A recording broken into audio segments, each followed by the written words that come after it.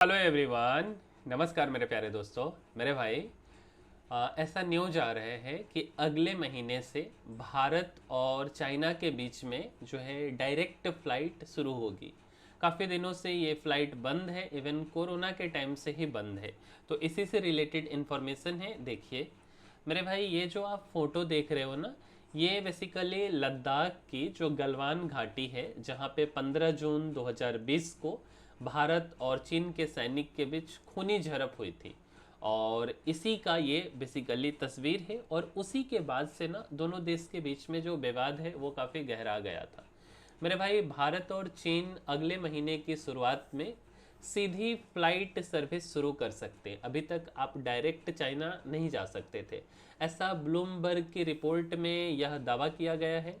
और इसे दोनों देशों के रिश्तों में सुधार का संकेत माना जा रहा है।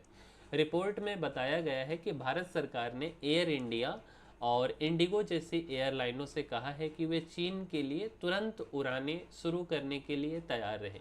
कोरोना काल के बाद यह सर्विस बंद हो गई थी। इसके बाद जून 2020 में जो है गलवान संघर्ष ने दोनों देशों के रिश्ते को और ख़राब कर दिया था, और इसी के बाद से ये बंद है। कोरोना के पहले की अगर हम बात करें मेरे भाई, तो कोरोना के पहले ना भारत से चाइना एक महीने में 539 फ्लाइट डेली मतलब जाती थी, ठीक है, एक महीने में। और कोरोना इनकी अगर हम बात करें, कैपेसिटी की बात करें, तो 1,25,000 सीटें थी एक महीने में, ठीक है। और कौन कौन सी कंपनी की फ़्लाइट थी मेरे भाई? तो एक तो एयर इंडिया की थी, और एक चाइना साउदर्न एयरलाइंस की फ़्लाइट हुआ करती थी, और एक चाइना ईस्टर्न एयरलाइंस की फ़्लाइट हुआ करती थी। अच्छा, उड़ान जब बंद हो गया तब लोग कैसे जाते थे? तो मेरे भाई, बांग्लादेश से होकर के लोग जाते थे। हांगकांग चले जाइए भारत से, फिर वहाँ से चले जाइए, थाईलैंड चले जाइए, फिर वहाँ से चले जाइए, और सिंगापुर से आप जा सकते थे, है ना। और यह यात्रा ऐसा नहीं कि सस्ता था, यह महंगा होता था। और एयर ट्रैफिक की जानकारी जो देती है कंपनी, उस कंपनी का नाम है सीरियम।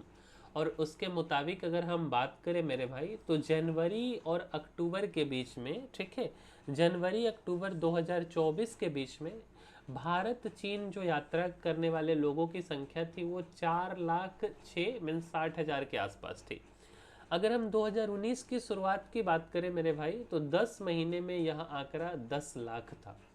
जनवरी से अक्टूबर 2024 के बीच हांगकांग के रास्ते से 1,73,000 लोग गए, सिंगापुर के रास्ते से 98,000, थाईलैंड के रास्ते से 93,000, और बांग्लादेश के रास्ते से 30,000 लोगों ने चाइना की यात्रा की थी। मेरे भाई, ये हमारे प्रधानमंत्री जी नरेंद्र मोदी जी, और ये सी जिनपिंग चाइना के राष्ट्रपति। रूस का एक शहर है कजान, ठीक है। और वहीं पे मेरे भाई जो है 5 साल के बाद 23 अक्टूबर 2023 को, ठीक है, द्विपक्षीय बातचीत हुई थी दोनों देशों के मतलब प्रधानमंत्री जी और सी जिनपिंग के बीच में, और उसी की ये तस्वीर है। मेरे भाई, गलवान घाटी में झड़प के बाद जो है ना, ये रिश्ता बिगड़ गया था। 15 जून 2020 को जो है चीन ने क्या किया कि ईस्टर्न लद्दाख के सीमावर्ती इलाकों में एक्सरसाइज के बहाने सैनिकों को जमा किया, और इसके बाद कई जगहों पर घुसपैठ की घटना हुई थी, है ना। भारत सरकार ने भी इन इलाकों में चीन के बराबर संख्या में सैनिक तैनात कर दिए, और हालत इतने खराब हो गए कि वास्तविक नियंत्रण रेखा, जिसे LAC है ना, LAC बोलते हैं, अच्छा, यहाँ पर गोलियां चल गई। और इस दौरान 15 जून को गलवान घाटी में चीनी सेना के साथ झड़प में 20 भारतीय सैनिक शहीद हो गए थे। बाद में भारत इसका मुंहतोड़ जवाब दिया और 40 चीनी सैनिक मार दिए थे, ठीक है।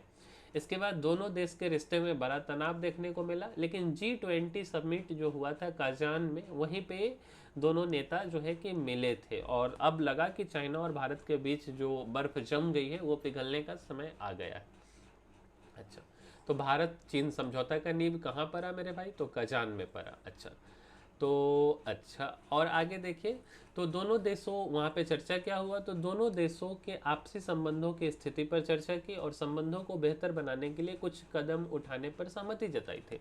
इसके बाद आप देखेंगे कि पिछले 3 महीने में चीन भारत सीमा के विवादित इलाके जैसे डेमचोक और दिपसांगा से दोनों देशों की सेनाओं के पीछे हटने के बाद कैलाश मानसरोवर यात्रा और फ्लाइट सर्विस शुरू करने जैसे फैसले हुए थे। ठीक है, ये फोटो आप देखेंगे जनवरी 2025 की है। ये विक्रम मिस्त्री हैं, ठीक है, और ये चीन के विदेश मंत्री वांग ई हैं।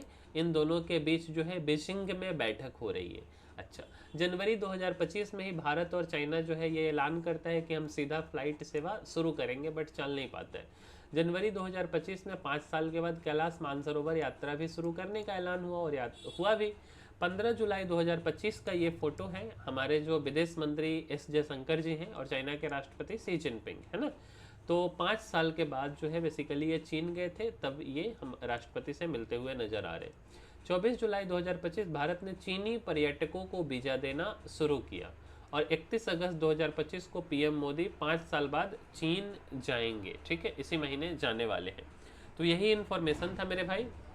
उम्मीद करते हैं कि आपको यह वीडियो अच्छा लगा होगा, और अगर आपको यह वीडियो अच्छा लगा है या वीडियो काम का है तो मेरे भाई इस वीडियो को लाइक कर दीजिए और आप अपने मित्र गणों तक हमारी वीडियो को पहुंचा भी दीजिए। साथ साथ इस चैनल को आपको क्या करना है मेरे भाई, सब्सक्राइब कर देना है। तो मिलते हैं हम किसी अगले वीडियो में, तब तक के लिए धन्यवाद।